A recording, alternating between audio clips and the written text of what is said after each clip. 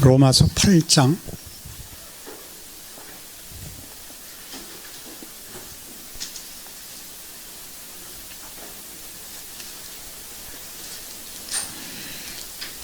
1절, 2절 말씀 보겠습니다.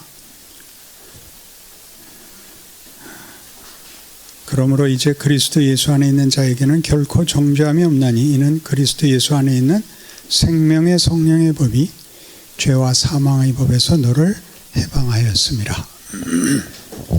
로마서 8장에는 여러 가지 위로와 격려가 나오는데 이 시작부터 생명과 성령의 법이 죄와 사망의 법에서 너를 해방하였다. 또 성령께서 말할 수 없는 탄식으로 우리를 위하여 간구하신다. 또 하나님을 사랑하는 자, 곧 그 뜻대로 부르심을 입은 자들에게는 모든 것이 합력하여 선을 이룬다. 또 하나님이 우리를 위하시면 누가 우리를 대적하겠는가? 사망이나 생명이나 천사들이나 높음이나 깊음이나 다른 아무 무엇이라도 우리 주 그리스도 예수 안에 있는 하나님의 사랑에서 우리를 끊을 수 없다. 이런 말들은 왜 있을까요? 그러니까 이런 말이 필요한 현실을 살기 때문에 있는 겁니다. 그러니까 구원을 얻으면 완벽해지지 않는 이 인생을 살아야 한다고 성경이 얘기하고 있는데 우리는 대부분 구원을 받았으니 완벽해야 된다고 생각을 하고 완벽하지 않은 현실에 대해서 회개라는 그 중화제 밖에는 그 해결할 방법이 없는 현실을 대부분 삽니다. 늘 승리하고 늘 괜찮다 그런 얘기가 아니라 고난과 신앙적인 불만 혹은 후회, 실패라는 현실이 당연한 것이다 라는 얘기를 성경이 하고 있습니다. 로마서 5장 8절에 의하면 외우시나요? 한번 외워보실래요? 로마서 5장 8절이 뭐였죠? 우리가 아직 죄인 되었을 때 그리스도께서 우리를 위하여 죽으심으로 아버지께서 우리에 대한 자기의 사랑을 확증하셨느니라. 언제 죽었다고요? 예수님이? 우리 죄인이었을 때. 시간적으로 역사적으로 따지면 태어나기 전에, 죄인이고 뭐고 전에, 2000년 전에 예수께서 우리를 위하여 죽으셔서 하나님이 우리에 대한 사랑을 확증하십니다. 하나님이 나를 위하여 그때 이미 죽으셨습니다. 그런데 뜻밖에도 우리는 예수를 어떻게 만나느냐 하면 예수께서 2000년 전에 나를 위하여 죽으신 예수를 이렇게 죄인으로 살다가 만납니다. 그렇죠? 부모가 믿는 부모일지라도 죄인으로 태어난다는 건 다 아시죠? 예수께서 2000년 전에 우리를 구원하기 위하여 죄와 사망을 깨고 부활을 만들었는데 하나님은 우리를 시간 속에서 아담의 후손으로 태어나, 즉 죄인으로 태어나 예수를 만나게 하는 방식으로 자신의 자녀들을 부르십니다. 이 시간과 순서에 대한 이 이해가 매우 필요합니다.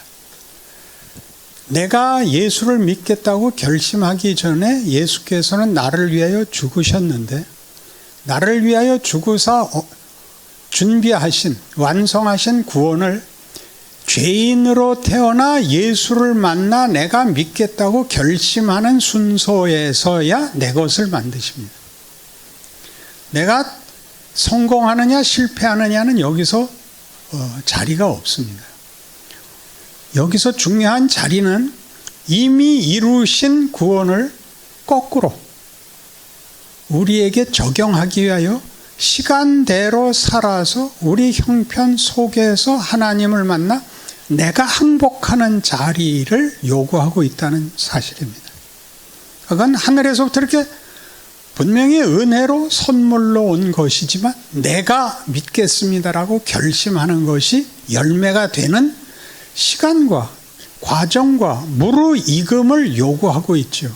그러니까 이 시간 내 역수는 이미 결정된 구원과 최종적 승리를 하나님이 나로 하여금 세상을 살아보고 예수를 만나고 납득하고 항복하고 소원하고 결심하게 하는 시간적 과정과 나의 항복의 결론을 만드는 시간 혹은 그런 경우를 만든다는 사실입니다. 이게 왜 중요하냐 하면 그 다음이 또 있기 때문입니다.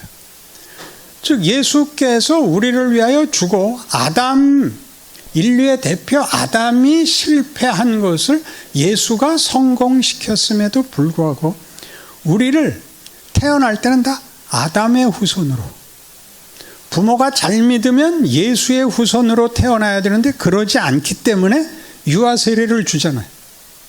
죄인이라는 걸 인정하잖아요. 우리가 다 새로 태어날 때는 아담의 후손으로 태어나서 예수의 죽음이 가지는 구원이 우리 인생 속에서 누구에 의해서 그냥 우리께 되지 않고 예수 안에서 된 것을 우리가 확인하고 믿고 선택하게 만드는 이 방식이 살아가는 내내 예수를 믿은 다음에도 이 방법이 적용이 됩니다.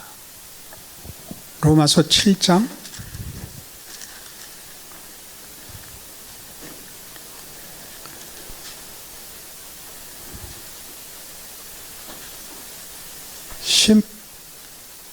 18절, 로마서 7장 18절. 내 속 곧 내 육신에 선한 것이 거하지 아니하는 줄 아노니 원함은 내게 있으나 선을 행하는 것은 없노라. 내가 원하는 바 선은 행하지 아니하고 도리어 원하지 아니하는 바 악을 행하는도다. 만일 내가 원하지 아니하는 그것을 하면 이를 행하는 자가 내가 아니요 내 속에 거하는 죄니라. 그러므로 내가 한 법을 깨달았노니 곧 선을 행하기 원하는 나에게 악이 함께 있는 것이라. 내 속 사람으로는 하나님의 법을 즐거워하되 내 지체 속에서 한 다른 법이 내 마음의 법과 싸워 내 지체 속에 있는 죄의 법으로 나를 사로잡는 것을 보는도다.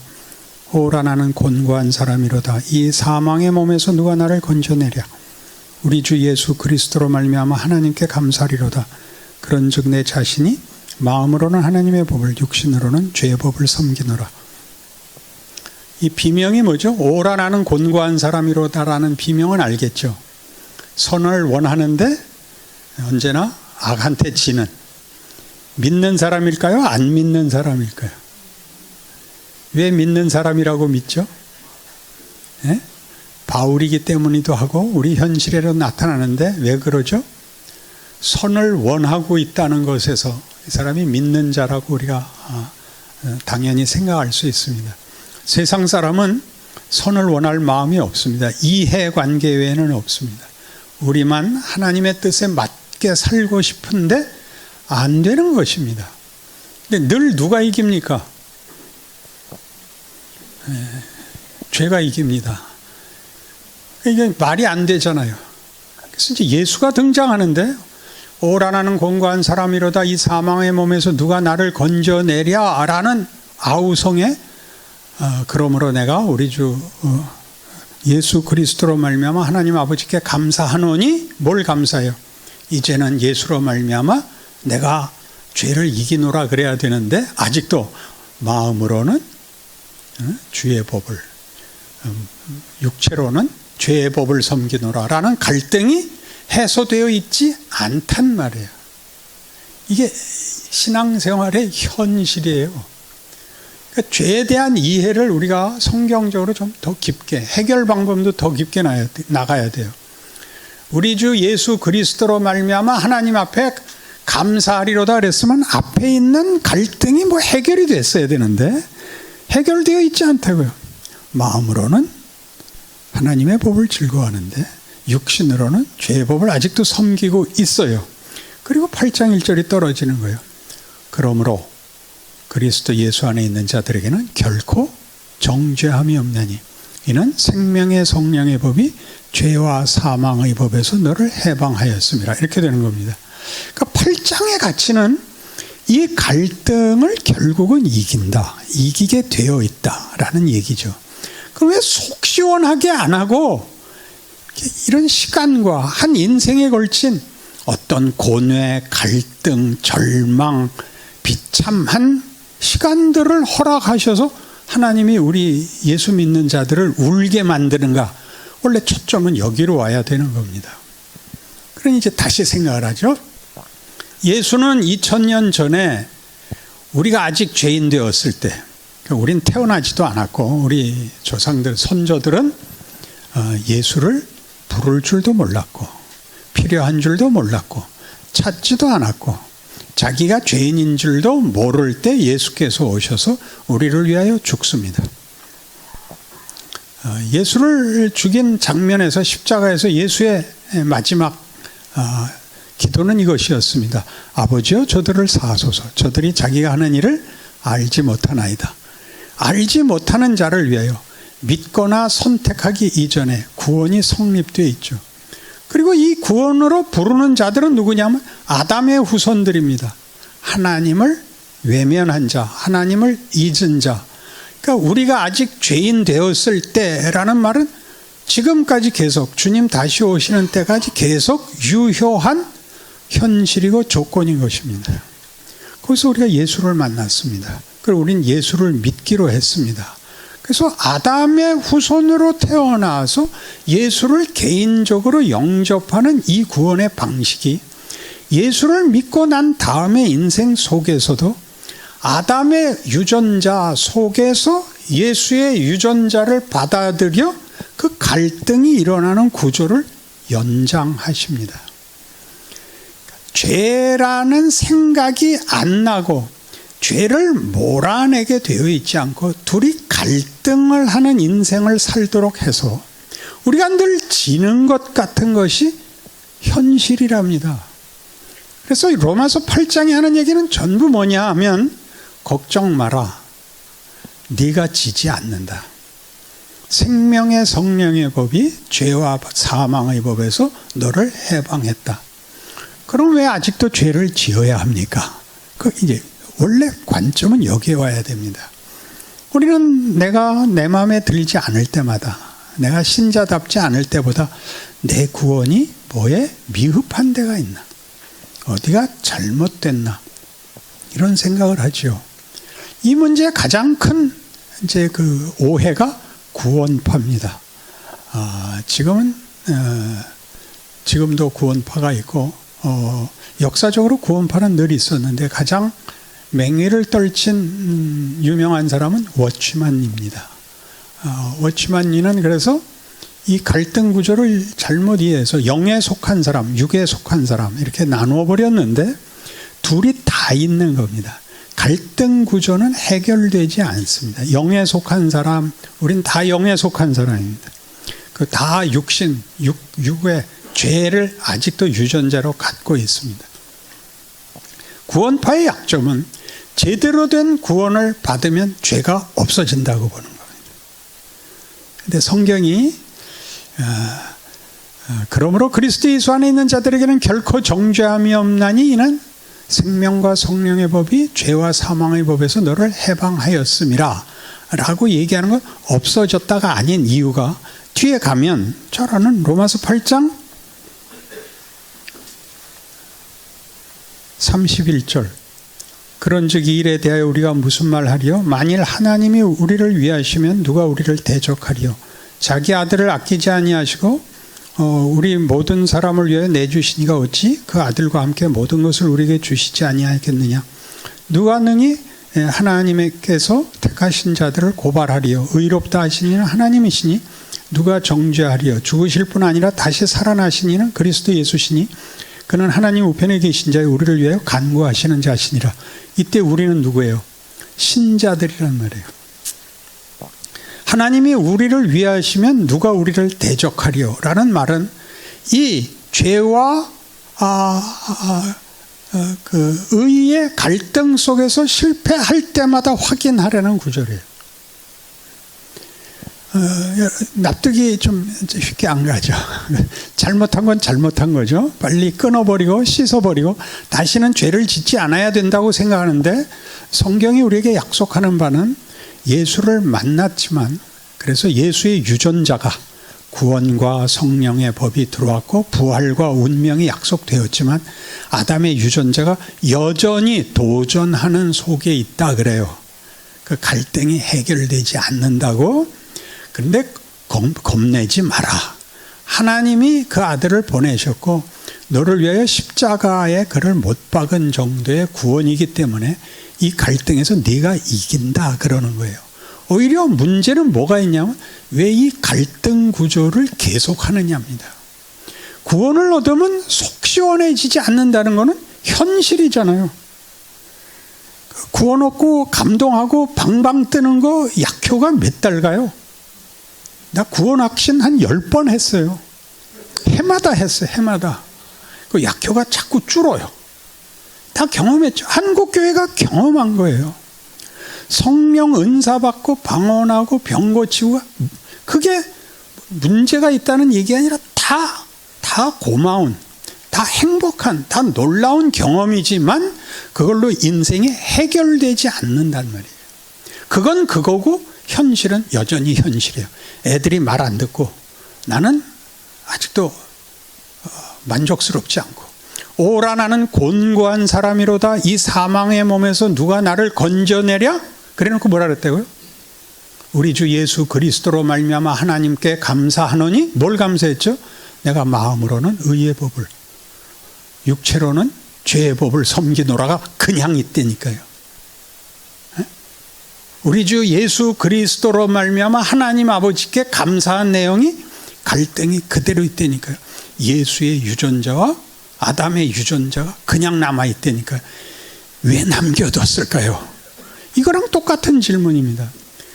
내가 예수를 만난 날 나를 그냥 천국으로 왜 안 데려가셨을까? 그랑 똑같은 질문입니다.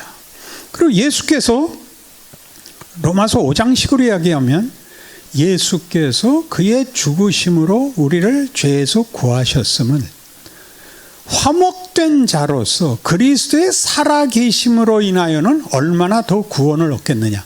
이거 있죠. 예수가 죽어서 우리를 편들었다면 살아서는 얼마나 더 편들 것이냐. 죄인이었을 때 예수가 나를 구원하기 위해 죽었다면 화목해 되고 의인이 된 지금은 얼마나 더 편을 들겠느냐. 그 예수님이 아직도 편을 들어야 되는 입장에 우리가 있단 말이죠. 그러니까 구원은 뜻밖의 죄인에서 하나님의 자녀로 부름받은 것이 운명이며 신분인 것은 사실인데 그 부른 것을 하나님이 뭘 더 채울 것이 있다고 얘기하는 것이 구원입니다.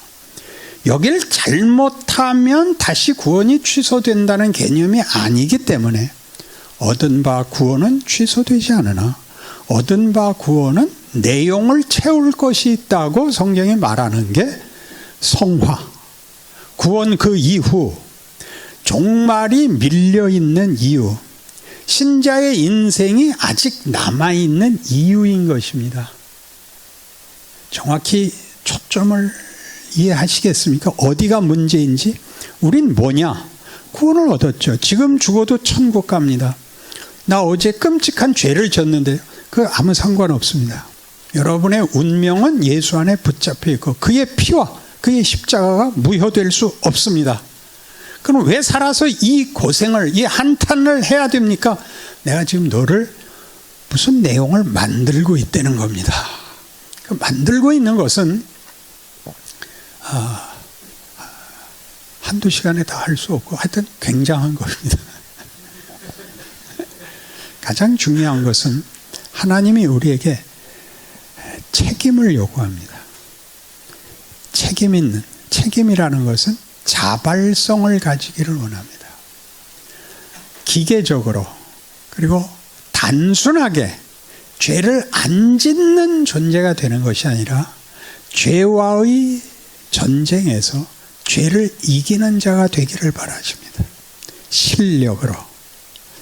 그러니까 이걸 틀리면 구원이 취소되는 과정에 있지 않다라는 걸 분명히 해야 됩니다. 우리는 학교에 들어간 겁니다.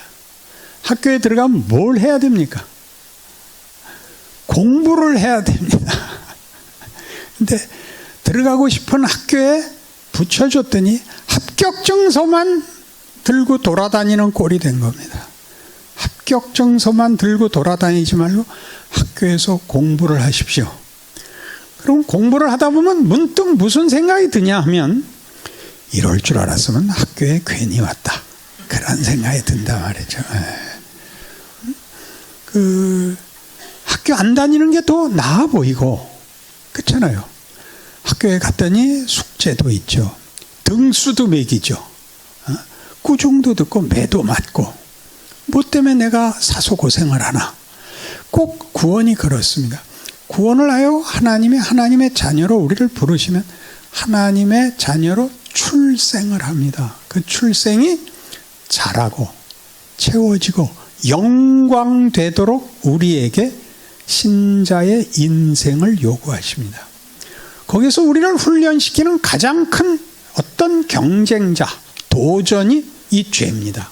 죄란 우리에게는 굉장히 소극적이고 부정적으로 되어 있어서 거짓말을 안 한다, 욕심을 안 부린다, 교만하지 않는다, 이런 것들이 우리에게 신앙의 가장 높은 기준이 되어 있습니다. 뭘 안 하는 것.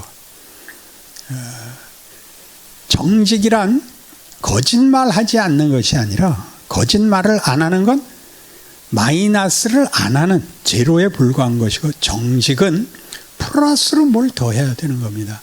정직은 뭘까요? 정직은 이런 겁니다.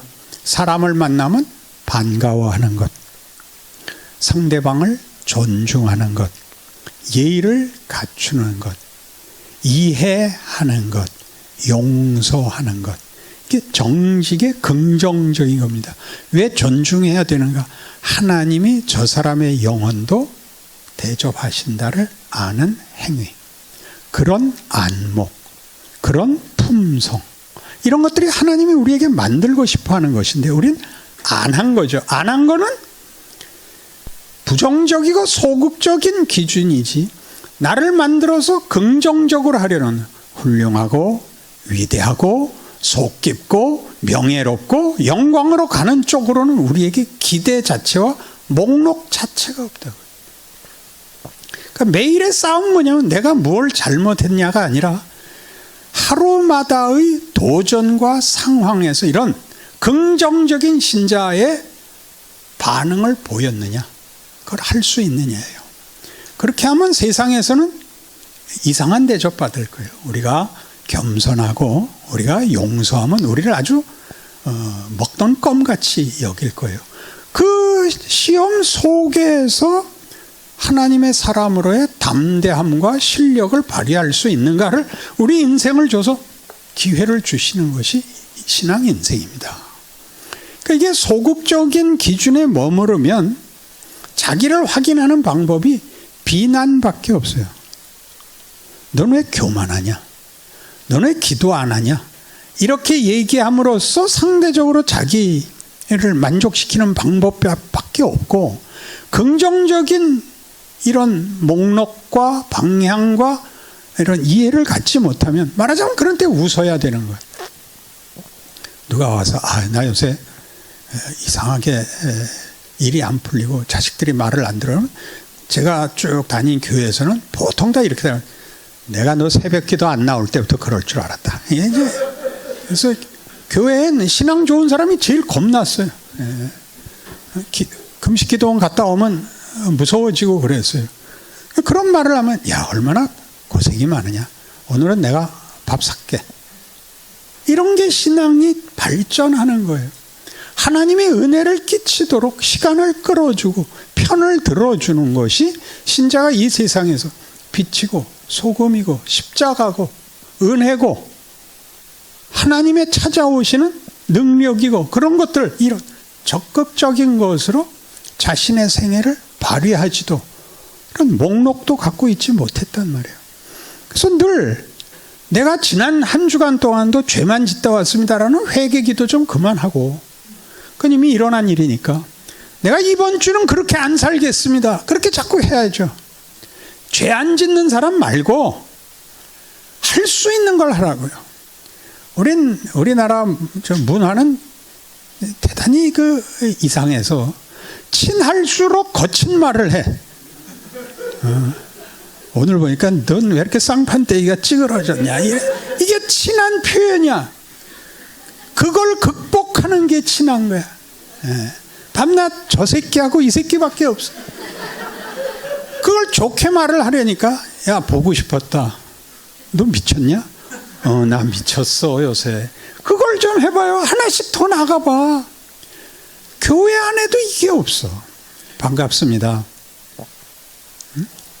아유 그런 말씀 하세요. 좀 부끄러울 뿐입니다. 그 부끄러운 사람을 그렇게 내가 보고 싶어 했다는 거 아니야? 말들 좀 어디 써놔요. 좀 해봐. 너 나한테 왜 아첨이야? 내가 어죽 널 좋아하면 아첨을 떨겠냐? 이런 말들을 좀 해봐요. 그게 그럴 기회를 주는 거야. 그게 쉽지가 않아요. 왜? 확 뭐가 나오거든. 내가 너 지난번에 죽여버렸어야 되는데 괜히 살려놔갖고 이 고생을 내가 또 안. 이걸 이기는 거예요. 그게 로마서 12장에서 이렇게 소개돼요. 얼마나 정확한가 보세요, 성경이. 로마서 12장 1절. 그러므로 형제들아 내가 하나님의 모든 자비하심으로 너희를 권하노니 너희 몸을 하나님의 기뻐하시는 거룩한 산제물로 드리라. 이는 너희가 드릴 영적 예물이니라. 그러니까 마음속에 무슨 기대 속에 있는 게 아니라 그날 여러분이 어떻게 반응하느냐가 여러분 실력이에요.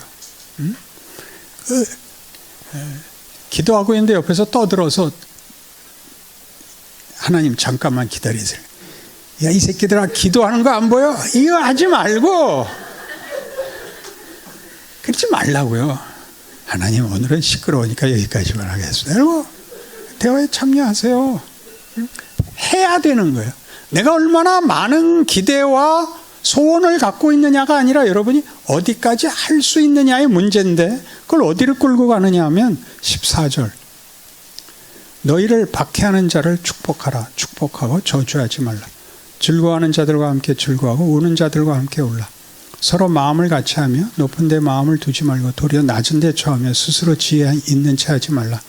아무에게도 악을 악으로 갚지 말고 모든 사람 앞에 선한 일을 도모하라. 할 수 있거든 너희로서는 모든 사람으로더러 화목하라.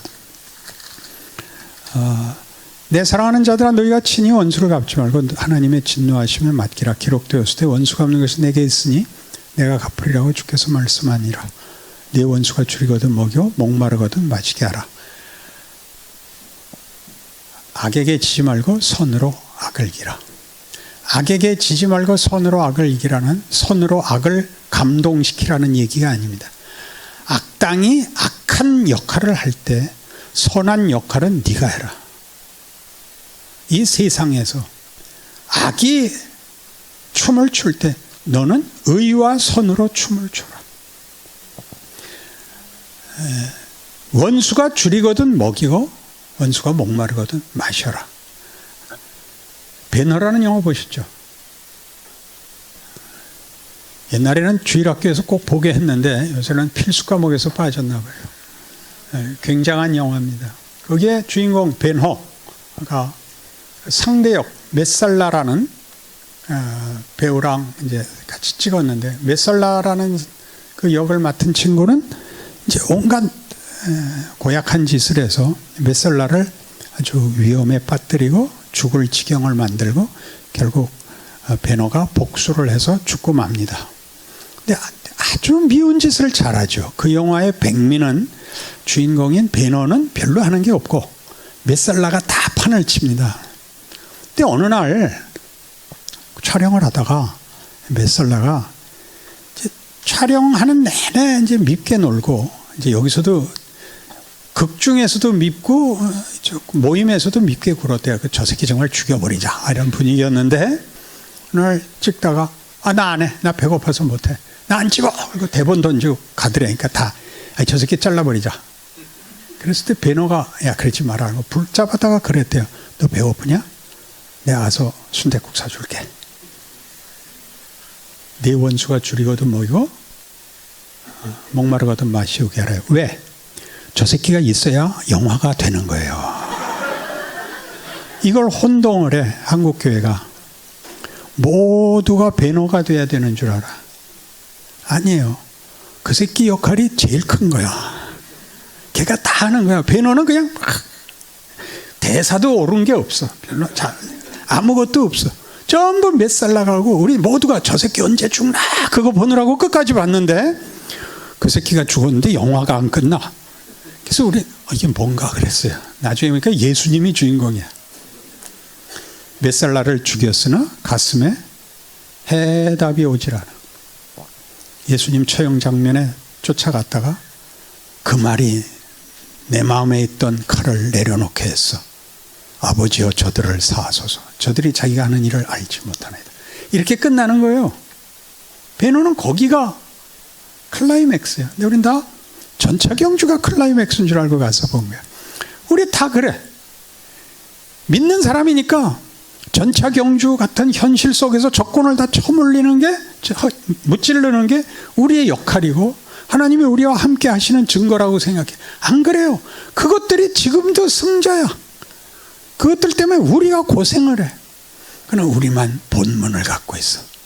생명과 진리와 구원과 부활. 그 연장선상에 있는 것들이 뭐냐면 인내, 충성, 고난, 용서, 화해, 기도. 이게 그 연장선상에 있는 것들이에요. 여기가 우리 지금 현실이 해야 되는 일인 거예요. 이걸 해나가는데 이게 마음껏 잘 안 되죠. 나만 손해보는 것 같고. 그래서 아담의 유전자가 더 이기는 때가 많아. 이게 아니고 난 용서하고 더 이겨야 됩니다. 아는데 안 돼. 꼭 이겨야 이기냐? 진 걸로도 일을 해요. 나이가 일을 해. 나이가 들면 자기가 한 모든 실수들로 인하여 모든 걸 극복하는 경지에 오는 걸 발견해요. 그것이 하나님의 은혜예요. 잘해서 오는 것이 아니라 못해서 와. 못한 게 일을 더 많이 해. 못한 게 부끄럽고 그게 아무것도 아니라는 걸 아는 건 우리 신자밖에 없어요. 하나님의 은혜가 거기에 들어와요. 겸손은 진심을 가지고는 겸손해지지 않아요.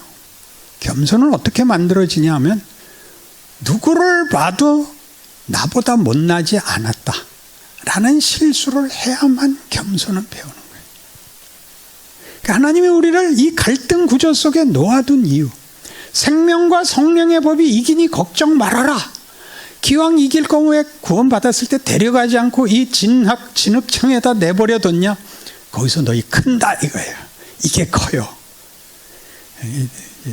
얼마나 걸리냐 하면 환갑은 돼야 돼요.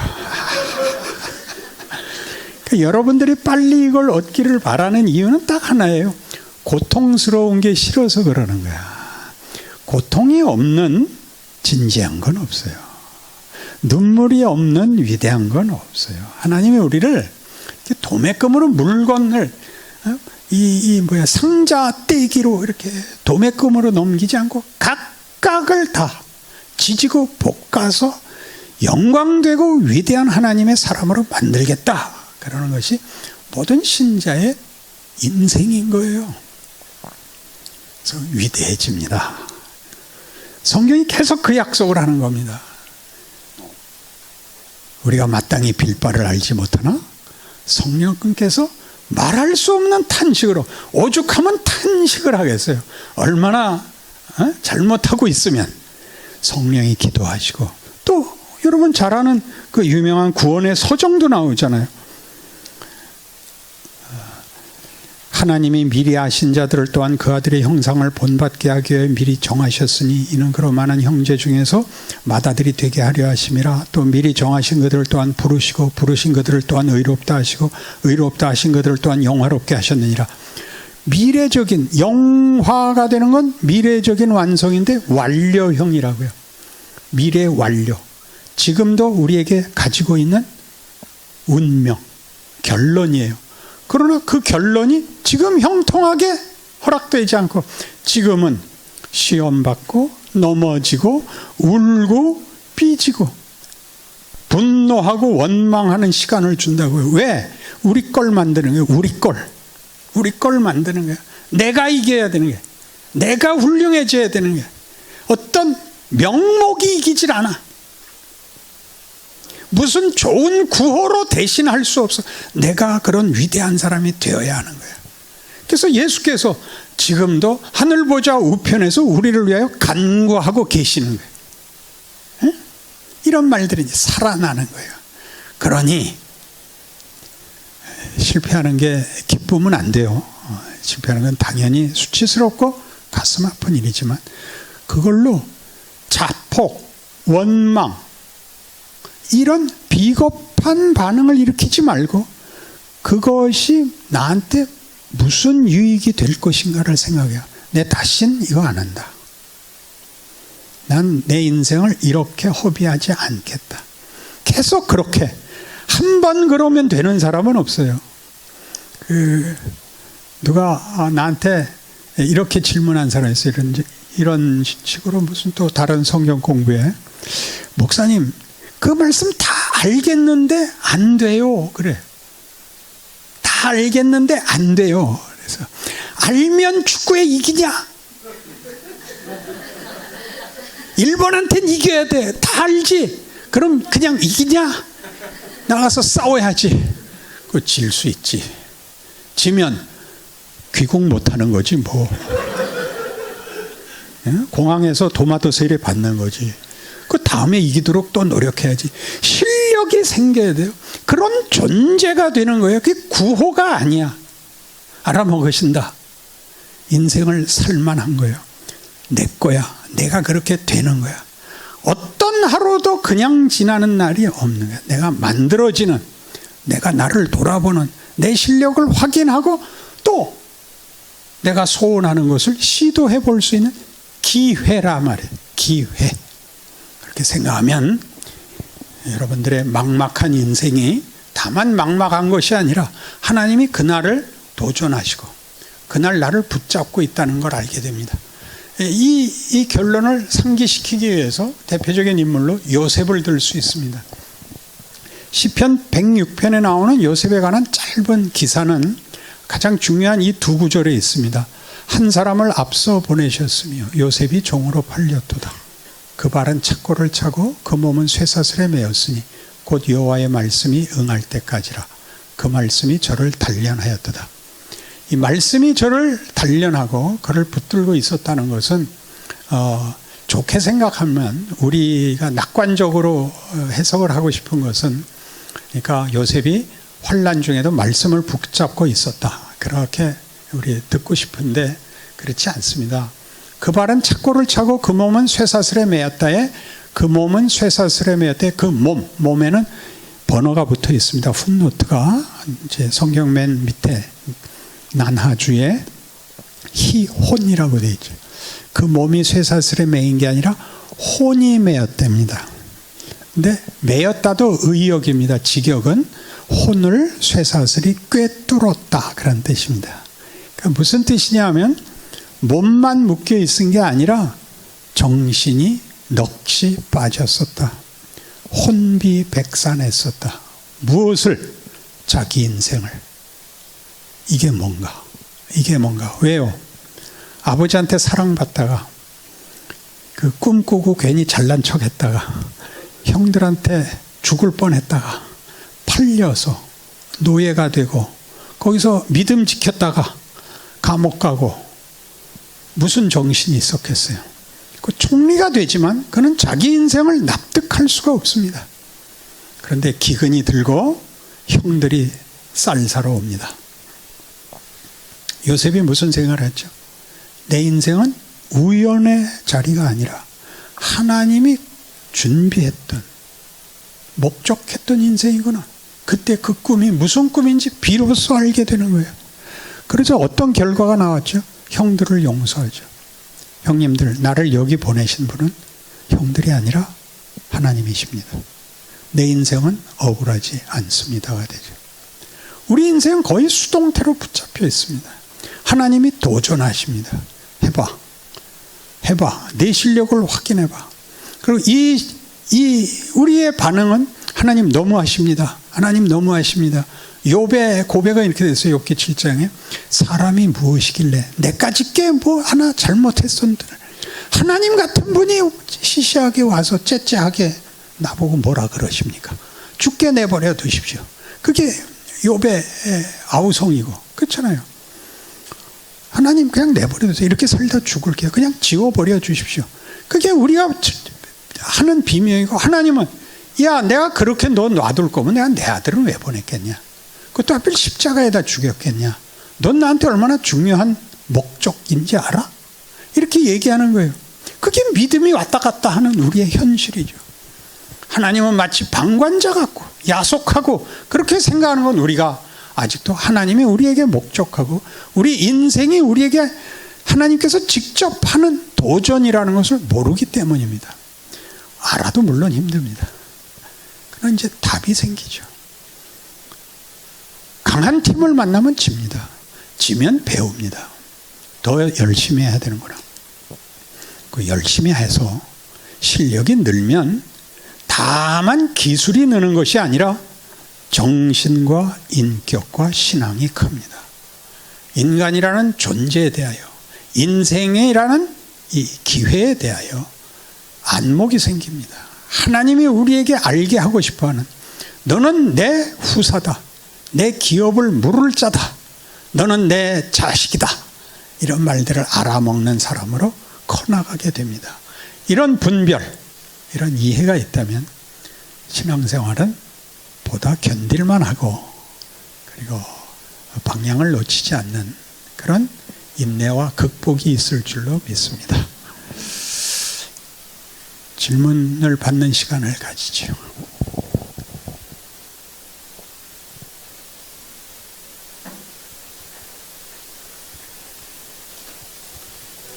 예. 요즘 뭐 한국교회 뭐 여러 가지 어려움들이 많다고 하고 또 한국교회는 비판의 목소리가 많은데 지금 현재 한국교회 목사님께서 어떤 선소리나 아니면 조언을 하신다면 어떤 말씀을 하실 수 있습니까? 우리 한 10여 년 전에 우리 교회는 표가 없었습니다. 그동안은. 근데 이런 식의 질문이 다른 주제로 나와서 그해 정했죠. 너나 잘해.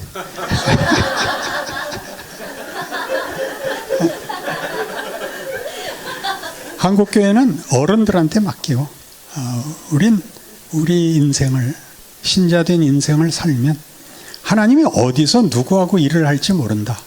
오병이어니까 보리떡 5개 물고기 2마리가 일을 하는 거니까 우린 그건 모르겠습니다. 그건 무슨 그런 책임을 진 이제 지도자급에서 걱정할 거고 이런 질문을 제가 이렇게 약간 그러는 거는 이런 거에 분노하고 토론하느라고 자기 인생을 안 살아요.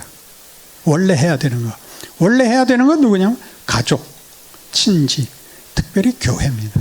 교회에서 성실한 사람, 헌신하는 사람, 충성하는 사람 되는 일을 해야 됩니다. 그 다음에 표현은 뭐였을 것 같아요? 너 죽을래 다음은. 너나 잘해 다음이 너 죽을래였습니다. 너나 잘해 그랬더니 또 교묘한 말이 나오더라고요. 그래서 그 다음에 표현은 너 죽을래 였거든요. 그리고 이제 그 다음엔 표를 정할 수가 없었습니다. 너무 센 걸 다 써먹어서 이제 와서 다 같이 웃읍시다. 뭐 그런 걸로 바꾸려고 그럽니다.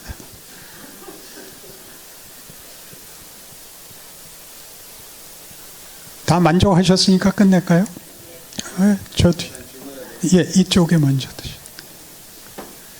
너무 감사합니다. 책으로만 되어 있는데 오늘 저희가 마리아와 마르다가 있는데 마리아 편을 듣겠습니다. 예. 오늘 주간 놀러 갔는데 안 가고. 아이고. 예. 지금 제가 프로그램 잘 모르고 왔는데 이거 끝나는 겁니까? 그럼요. 예. 11시 20분이나 됐습니다. 오전 다 끝났습니다.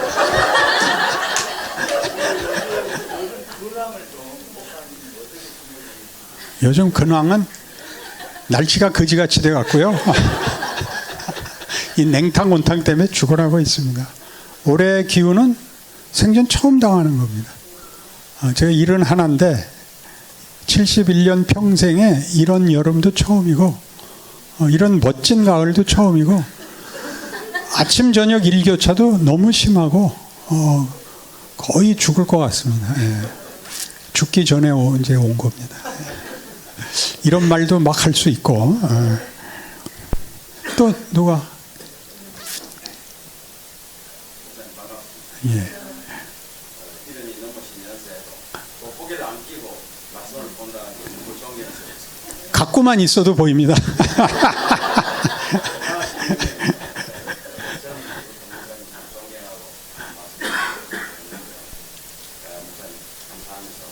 질문은 아까 우리 김동춘 목사님하고 질문하고 영상이 있을 수 있는데 그리스도의 의를 이룬다, 하나님의 나라를 이룬다 하는 측면에서 우리에게 사명감이 있다라고 말씀하시는 측면에서 가정과 교회를 먼저 이렇게 이루어 나가는 것이 방법이다 하는 면에서 말씀 못 가지만 하셨는데 이제 사회적인 측면에서 그리스도인으로서 어떤 방법으로 어떻게 살아가야 되는 측면에서 지금 사회는 뭐 엄청나게 저 눈에는 자경화되면서 성경적인 바탕이 아닌 이런 것들이 극대화되려고 하는 문제들이 굉장히 많이 있지 않습니까?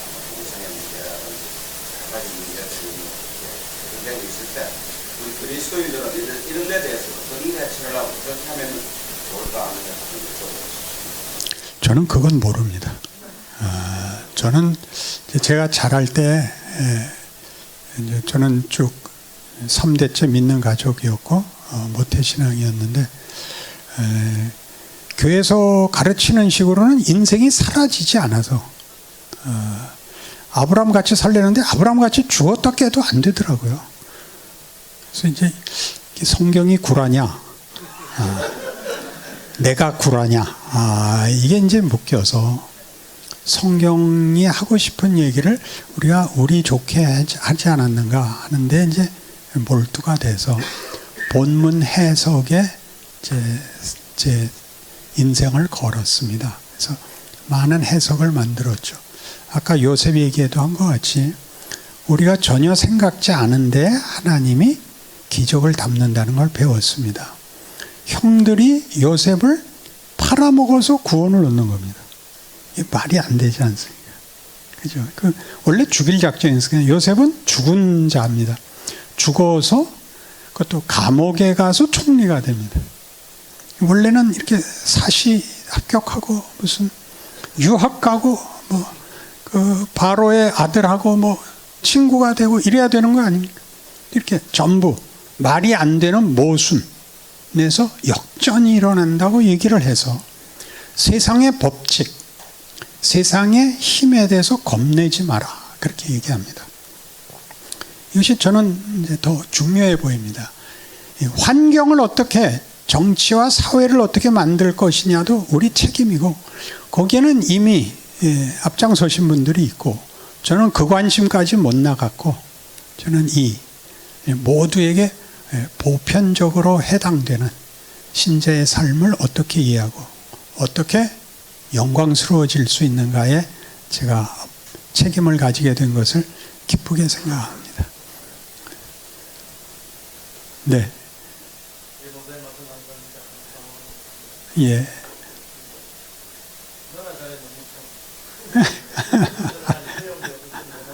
예.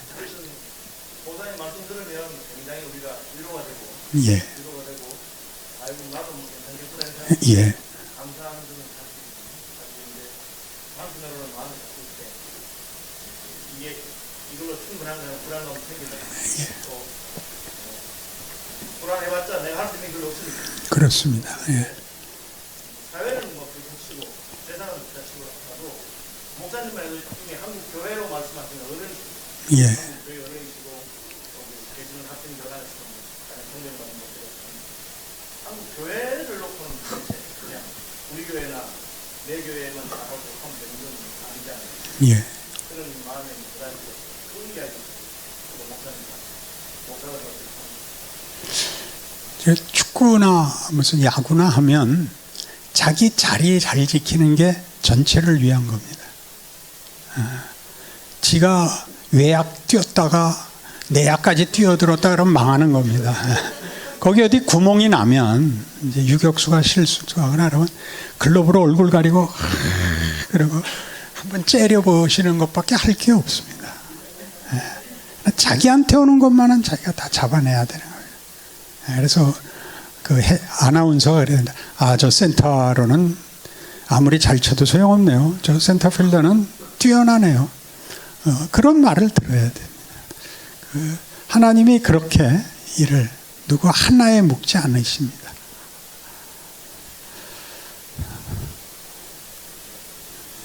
목사님 당구 실력이 대단하시다고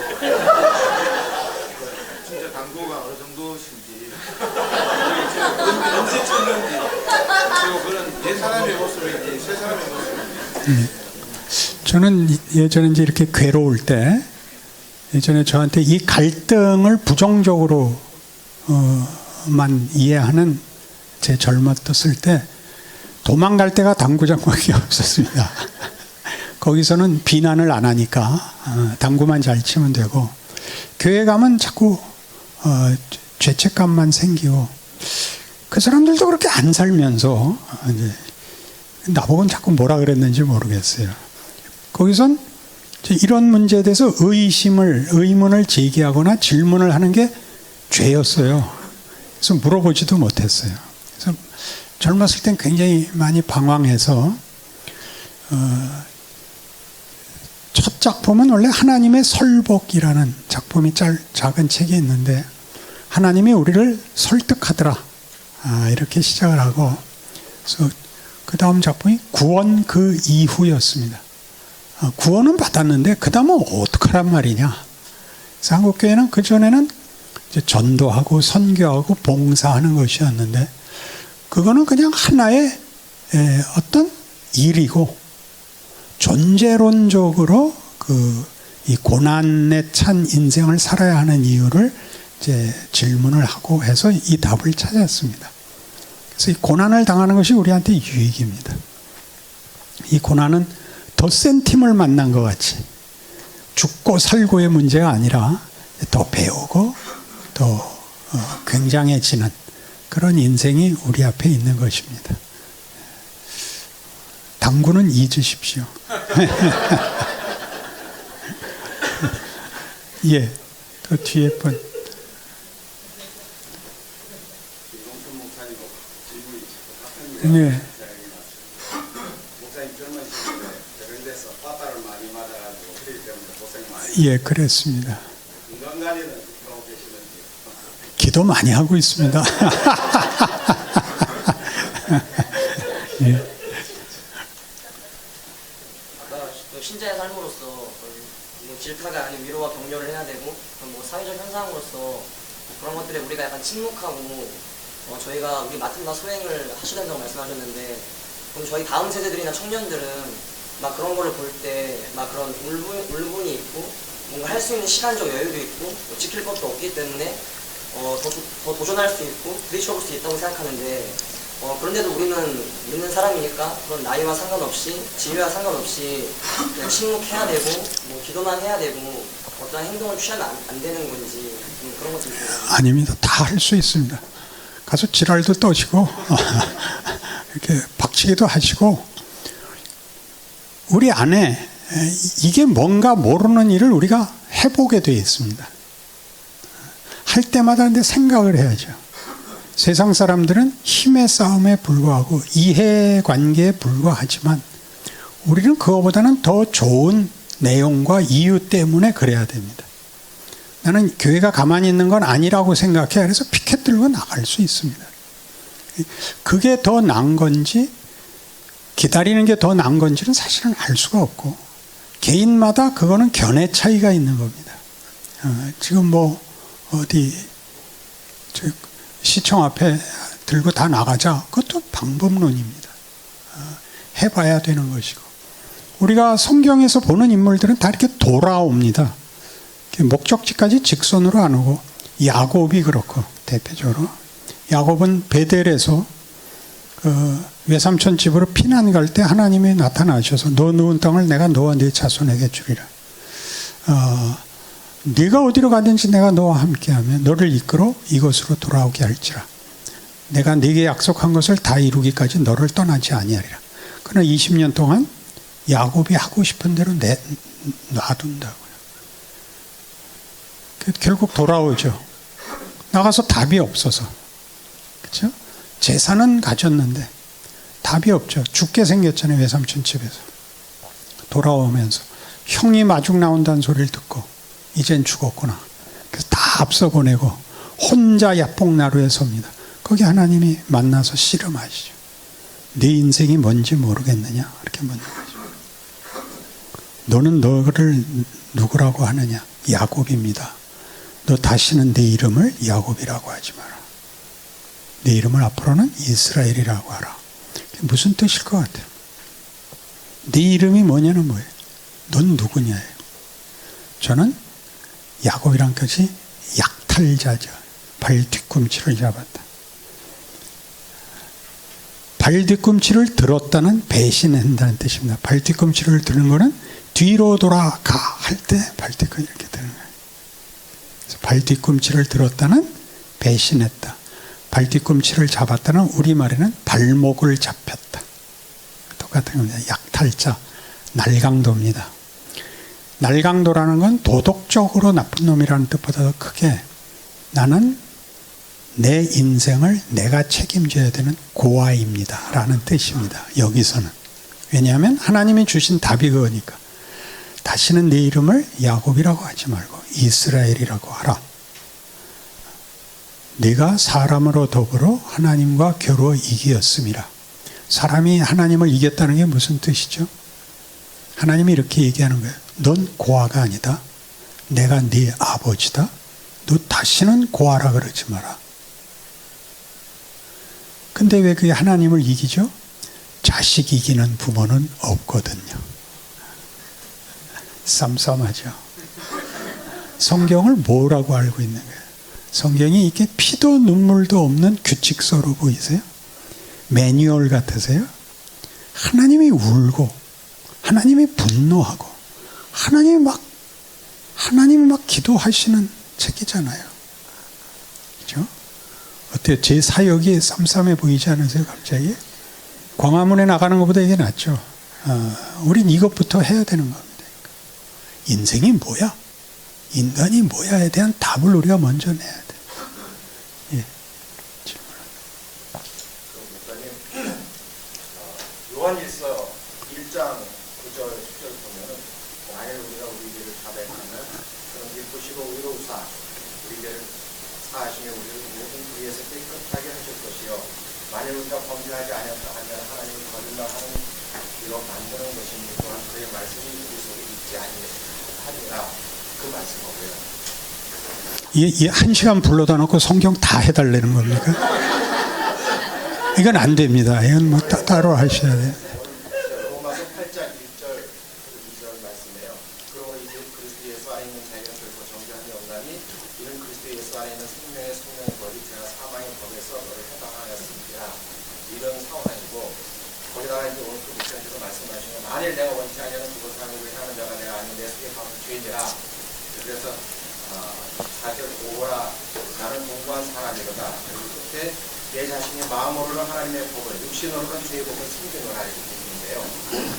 또 요한일서 9장에 보면은 이제 우리 죄를 자백하면 이렇게 되어 있는데 우리가 신앙생활을 하면서 그러면 계속 이렇게 자백을 하고 회개 기도를 해야 되고 하는 그런 여러 가지 관계성이 어떻게 되는 것인지 그것이 궁금해서 여쭤봅니다. 일단 제가 쓴 로마서를 다 보시고요. 다시 보는 로마서를 일단 다 보시고 따로 찾아오세요. 다시 보는 로마서요. 예. 저는 이제 예수님께서 우리를 위해 죽으셨기 때문에 이제 우리가 새로운 신분이 되고 이제 새로운 삶을 사는 일이 나왔다고 하잖아요. 그러면 이제 예를 들어서 뭐 근심하지 말라, 걱정하지 말라. 의자 하나 주세요.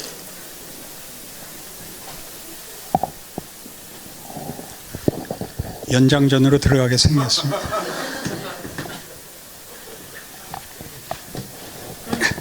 그런 것들을 살아내기 위해서 어떤 방법이라도 어떤 수단과 방법을 가리지 않고 그렇게 살아내는데 초점을 맞춰서 살아야 되는 그러니까 예를 들어서 걱정하지 말라고 했으면 심리학이나 자기 최면 같은 걸 이용해서라도 그런 걱정을 하지 말아야 되는데 초점을 맞추는 건지 아니면 그 뒤에 뭔가 더 있는 건지. 이제 걱정하지 말라라는 거는 이제 최저선을 이렇게 막아준 거예요. 너희 이렇게 마이너스로 실패로 끝나지 않는다라는 얘기고, 훌륭해지고 위대해지는 것은 걱정하지 않는 것 갖고 안 되죠. 그건 위대해져야 되는 거죠. 앞으로 가면 이 문제는 문제가 없죠. 자신이 제일 무서운 게 이제 자책이 심해지는 게 제일 무서워요. 그 절망하고 그래서 난 못하겠다를 이제 받쳐주는 거죠. 뭘 더 해야 되느냐 하는 문제는 더 연구해 보세요. 아까도 얘기한 것 같이 정직께서 얘기한 것 같이 사랑만 해도 사랑을 시작하는 첫걸음이 뭐냐면 오랜 고통이에요. 그죠? 고린도전서 13장에 오래 참는 것. 영어로 long suffering이에요. 직역한 게. 그러니까 오랜 고통이니까 아이 저 새끼 그러는 게 사랑이에요. 처음부터 너무 멋있어야 된다고 생각하니까 사랑이 시작이 안 되는 거야. 넌 또 꺼져. 그거 아마 안 하면 사랑이라고요. 그 다음에 뭐예요? 성내지 않는 거예요. 성내지 않는 거예요. 그리고 악한 일을 생각지 않는 거예요. 저 새끼는 왜 죽지도 않아. 그런 것만 안 하면 사랑인 거예요. 거기서부터 이렇게 하나 이렇게 나가는 건데, 이렇게 완벽한 단어들을 대조하니까 여기서 여기까지 조합이 안 되는 거예요. 어쩔 줄을 모르는 거죠. 제일 중요한 게 신앙생활은 모여야 될 때 모이는 거예요. 자도 괜찮아요. 그러니까 설교할 때 사실은 너무 크게 하면 안 돼요. 주무시는 분들을 위해서. 왔잖아. 왔는데 왜 지랄이야. 왔잖아. 얼마나 중요해. 그렇죠? 그리고 고민하잖아 지금. 얼마나 훌륭한 거야. 고민 없이 사는 데다. 예수 믿는 사람만 고민을 해. 이래도 돼?